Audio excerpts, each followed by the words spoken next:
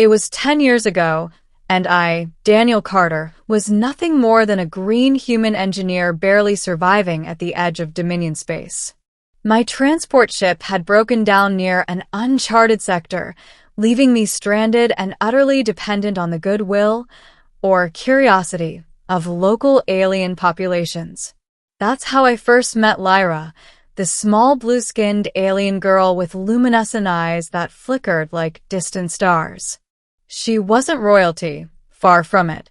She was mischievous, clever, and ridiculously brave for her size and species. Her people had saved me from a mechanical ambush that nearly shredded my ship, and in return, I tried to make her laugh. "Hey, Lyra," I had said with a half-smile while tinkering with her tiny hovercraft. "What if I married you one day?" She had paused, her eyes narrowing, lips twitching as if she were considering the weight of my words. Then she had snorted, rolled her eyes, and skittered off in a blur of blue. I thought nothing more of it. After all, it was a joke, a human joke meant to break tension, nothing more. And then life happened. I fixed what I could, salvaged parts, and eventually returned to human territory. Lyra and her people faded from my life as completely as a dream upon waking. I thought that was the end.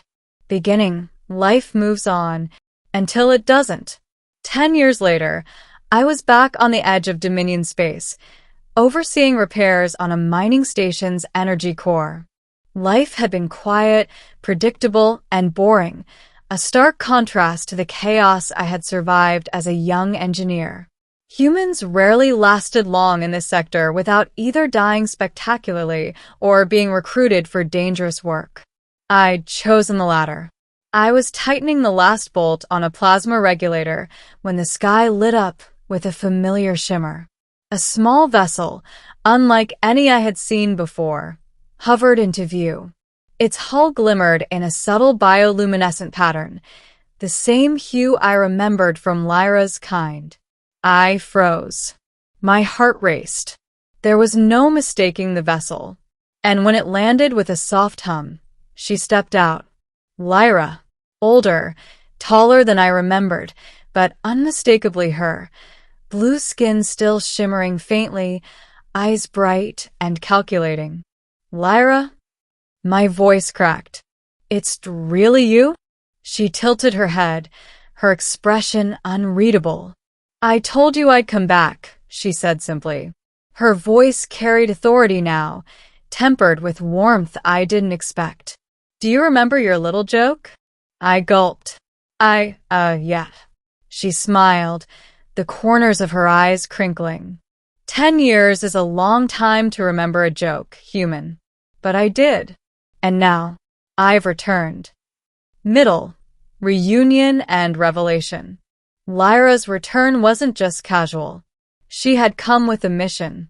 Her people, known as the Alt-Hari, had watched human expansion for decades.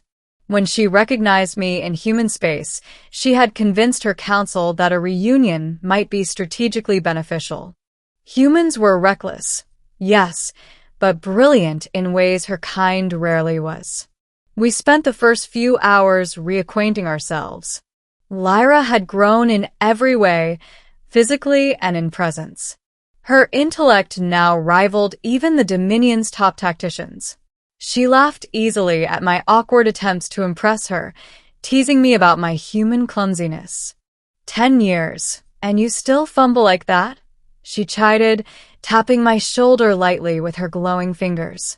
I've improved in some areas, I admitted, but not all of them. Her laughter echoed through the docking bay, melodic and strangely reassuring. And then she grew serious. "Daniel, I didn't come here just to reminisce.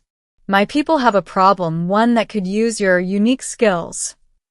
It was the same old story. Humans were unpredictable, their solutions unorthodox, but often effective where aliens would fail. She led me to her ship, a marvel of bioluminescent technology, where I quickly understood the magnitude of the situation. The Altari had discovered a rogue Dominion faction siphoning energy from an unstable star system, threatening countless colonies. Conventional alien strategies would fail. They needed a human mind. My mind. The challenge. Over the next days, I worked alongside Lyra, navigating her people's complex technology and integrating human improvisation with alien precision. Her respect for me grew, not just as a joke from the past, but as a capable engineer, strategist, and equal partner in risk.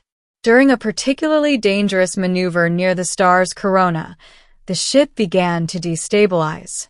Energy conduits sparked, warning sirens blared, and Lyra's calm demeanor cracked slightly.